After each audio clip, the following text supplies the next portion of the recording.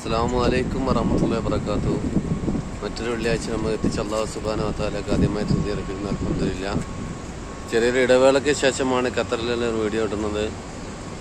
അൽഹംദുലില്ലാ. പിന്നെ എല്ലാവർക്കും സുഖം തന്നെ കരുതുന്നു.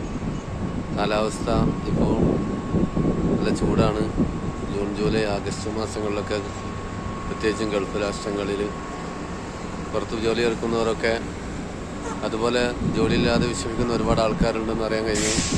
വേൾഡ് കപ്പ് കഴിഞ്ഞതിന് ശേഷം തൊഴിൽ രംഗത്തേക്കുള്ള ഒരു മാന്യത തുടരുകയാണ്. എല്ലാവരും പ്രത്യേകം ദുആ ചെയ്യുക. അതുപോലെ പരസ്പരം ഉള്ള ജോലി അവസരങ്ങൾ പരസ്പരം അറിയിക്കുകയും ചെയ്യുക.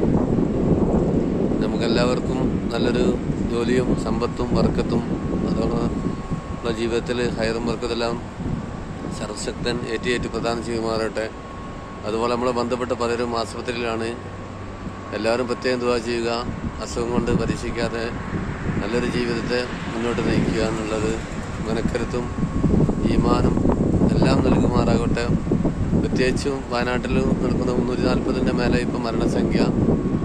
അത് നിങ്ങൾ പ്രത്യേകം പ്രാർത്ഥിക്കുക. ഇൻഷാ അല്ലാഹ് ഇനിയൊരു ദുരന്തം അത് ആവർത്തിക്കാതിരിക്കട്ടെ. അതിനുവേണ്ട മുൻകരുതലുകൾ എടുക്കുക. ഇൻഷാ അല്ലാഹ് എല്ലാവരെയും